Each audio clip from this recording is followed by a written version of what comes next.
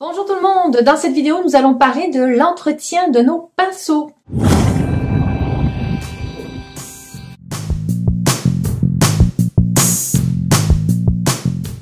Bonjour à tous, j'espère que vous allez bien. Ici Lily Flore, artiste peintre et professeure de peinture et créativité.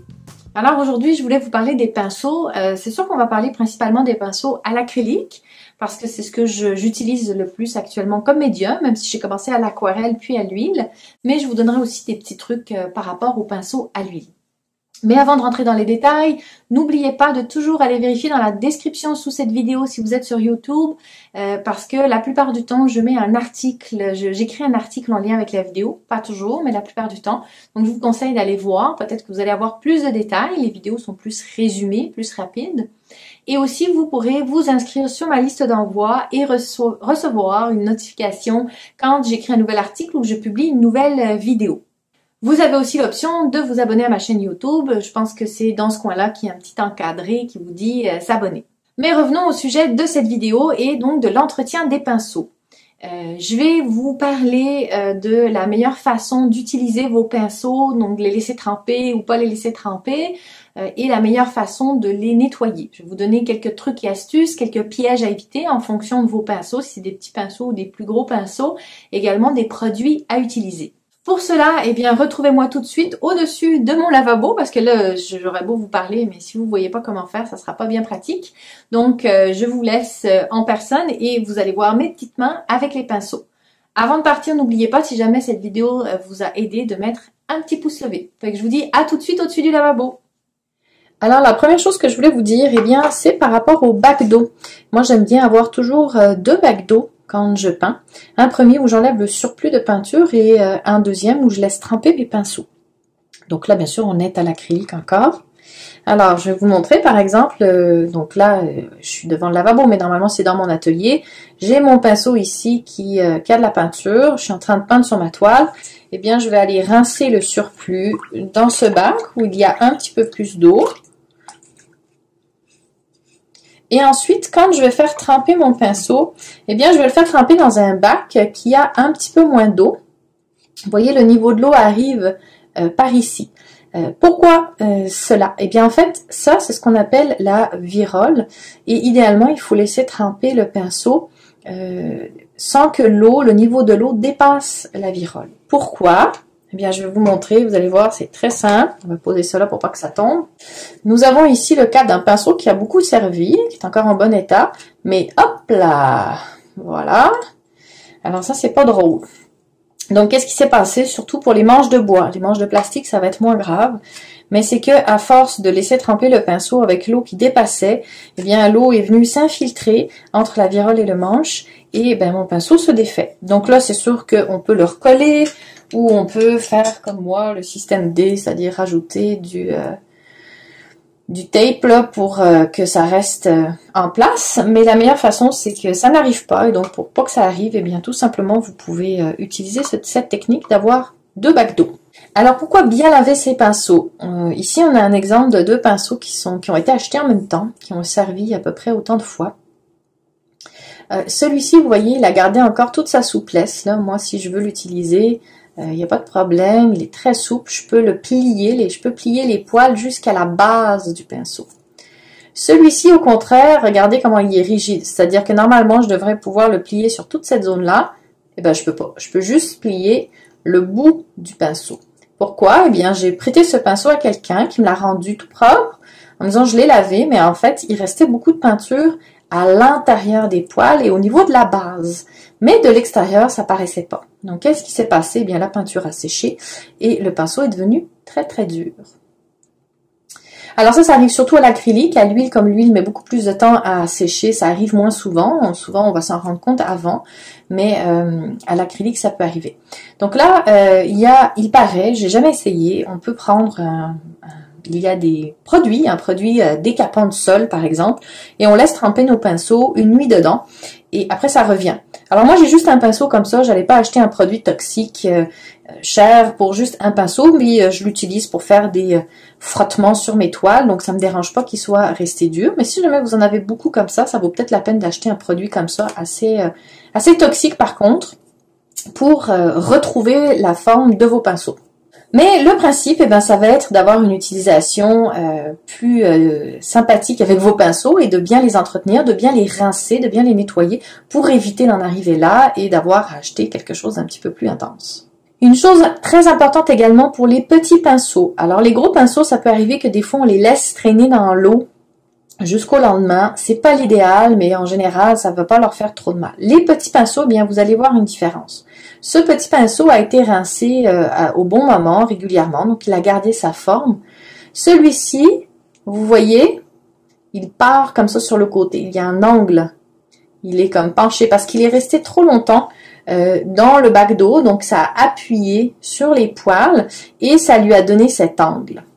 Celui-ci aussi, je ne sais pas si on le voit parce qu'il est vraiment petit, mais vous voyez, il est tout échevelé comme ça. Là encore, c'est parce qu'il est resté trop longtemps appuyé comme ça dans le fond du bac d'eau. Donc les petits pinceaux, c'est encore plus important. Les petits pinceaux, je vous dirais, quand vous les utilisez, vous les mettez même pas dans votre bac d'eau. Il faut tout de suite les rincer et les poser à plat avant que vous les réutilisiez. Parce que sinon, vous allez avoir des mauvaises surprises. Alors maintenant, quel savon utiliser? Eh bien, souvent, les magasins d'art vont vous vendre des savons à pinceau, comme ça. Alors, je vous dirais que si vous êtes à l'huile, c'est vrai que c'est intéressant parce que vous allez pouvoir laver votre pinceau vraiment correctement. Si vous êtes à l'acrylique, eh bien, un savon à main ou même un savon à vaisselle comme ça marche très bien. Moi, j'utilise celui-ci, on voit qu'il y a un creux comme ça pour rincer mon pinceau. Fait que je vais vous montrer comment. Dans le cas d'un savon que vous voulez acheter au magasin, c'est surtout intéressant pour l'huile parce que vous n'allez pas vous en mettre sur les mains. Fait que vous allez, moi ce que je faisais, c'est que je le faisais directement comme ça à l'intérieur et puis régulièrement, eh bien, je rinçais le savon et le pinceau jusqu'à ce que je n'ai plus de couleur. Ben là, ma couleur est déjà partie, jusqu'à ce que je n'ai plus de couleur qui apparaissent et là seulement je commençais à mettre les mains et les doigts pour finaliser le rinçage du pinceau. Vous pouvez aussi avoir des petites grilles. Il y a des gens qui mettent des petites grilles au fond d'un pot ou des petites grilles au fond de leur lavabo pour frotter le pinceau. Surtout quand vous travaillez à l'huile, ça vous évite de le travailler à la main. Quand je suis à l'acrylique à la main, je vais remettre un petit peu de couleur sur mon pinceau parce que sinon vous verrez rien. Je reviens tout de suite. Donc là, j'ai de la couleur sur mon pinceau. Moi, ce que je fais en général, c'est que je vais donc enlever le surplus en frottant mon pinceau au fond de mon bac. Donc là, comme ça, j'enlève le surplus de peinture. Ensuite, c'est toujours préférable à l'eau chaude, ça va être plus facile. Donc, vous voyez, je rajoute un petit peu d'eau chaude. Je fais le surplus. Et c'est là que rentre une fois qu'avec l'eau, j'en ai enlevé le maximum, c'est là que rentre en jeu le savon. Je viens frotter mon pinceau. Et puis, moi, personnellement, je n'ai pas des pinceaux, j'ai une pratique où je frotte beaucoup sur ma toile. Donc, mes pinceaux sont toujours un petit peu abîmés, sont jamais parfaits. Donc, ça ne me dérange pas de frotter franchement, que ce soit sur le savon ou dans le creux de ma main, pour écraser, vous voyez, écraser le pinceau pour être sûr que le savon va bien jusqu'à la racine, là où les poils sont accrochés au pinceau. C'est sûr que si vous avez une pratique plus délicate et que vous aimez que vos pinceaux restent vraiment parfaits, eh bien, au lieu de le frotter comme ça, eh bien, vous allez devoir le faire à la main. Et le mieux, c'est de venir séparer vraiment les poils comme ça pour être sûr que le savon va aller partout et pour enlever le surplus de peinture absolument partout. Donc, pour un petit pinceau ou un pinceau moyen comme celui-ci, ça se fait quand même assez bien, mais dès que donc on est dans un gros pinceau, ben, il faut prendre plus le temps de le faire. Là, je vais rincer. À l'eau chaude, c'est toujours mieux.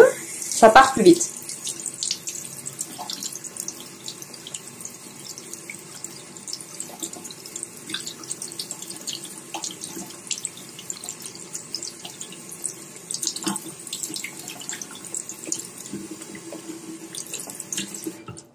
Alors, vous voyez, moi, ce que je fais aussi beaucoup, c'est que je fais défiler comme ça les poils pour être sûr que je n'en ai pas laissé. Je vérifie, je passe avec mon ongle. Le principe, c'est vraiment d'avoir un pinceau qui a le moins de peinture possible qui reste. Ensuite, j'enlève le surplus d'eau et j'essaye de le remettre dans sa forme initiale pour qu'il puisse sécher comme il faut et qu'il ait une belle forme pour la suite de mes projets. Vous voyez, là, il en reste un petit peu, là. Faut l'enlever.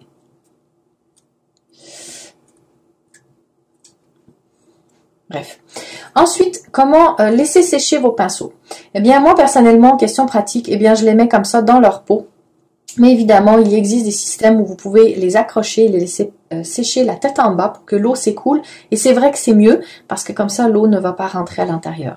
Mais moi, comme j'enlève le surplus de l'eau, et des fois même je le fais avec un tissu, ben, j'ai peu d'eau qui va revenir en arrière. Mais c'est vrai que c'est mieux de les mettre comme ça. Ou vous pouvez les mettre à plat dans une serviette éponge, sur une serviette éponge ou enroulé dans une serviette éponge pour que la serviette éponge absorbe le surplus d'eau et que l'eau n'aille pas se rentrer à l'intérieur du pinceau. Un petit truc que je voulais vous donner, si par exemple vous suivez un cours, moi c'est quelque chose que je conseille à mes étudiants, et que vous n'avez pas beaucoup de temps pour rincer vos pinceaux, il n'y a pas beaucoup de place, puis là vous êtes genre 6-8 étudiants, puis il y a genre 2 lavabos, eh bien le bon truc c'est d'essuyer, de laver grossièrement vos pinceaux, quitte à juste les frotter dans l'eau de votre bac, et ensuite vous pouvez tout simplement les placer dans un sac hermétique. Vous enlevez le plus possible l'air de ce sac et donc vous les rincez seulement en arrivant chez vous. Alors bien sûr c'est une solution temporaire parce que vous voyez votre pinceau il peut se retrouver abîmé parce qu'il est trop longtemps dans cette position ou tout simplement l'acrylique va sécher au bout d'un moment. Mais si c'est juste le temps de faire le trajet pour aller chez vous, eh bien ça va suffire. Si vous faites ça, bien sûr, méfiez-vous, surtout si vous habitez comme moi au Québec. Si jamais il fait moins 30 dehors, eh bien l'acrylique risque de geler dans votre pinceau, même si c'est dans un sac hermétique, parce qu'il fait vraiment froid. Donc, il faut que ce soit au milieu de vos affaires que vous avez empaquetées à l'intérieur au chaud et que votre voiture chauffe assez rapidement. Donc ça, il faut juste faire attention à ça. Si vous avez aimé ça, n'oubliez pas de mettre un petit pouce levé avant de partir sous la vidéo. Moi, ça me fait toujours très plaisir. Et si vous avez des questions, eh bien, posez-les juste en dessous de la vidéo. Donc voilà, si vous faites attention à vos pinceaux, vous pourrez les faire durer très longtemps. Vous voyez, celui-ci, c'est même un pinceau que j'ai acheté au magasin de dollars à 1 $. Il y avait comme 4-5 pinceaux pour 1,50 $ ou 2 $ et il est encore très beau parce que j'en prends soin. Donc j'espère que cette vidéo vous aura aidé à mieux comprendre comment entretenir vos pinceaux, à éviter quelques pièges, quelques astuces également pour vous aider.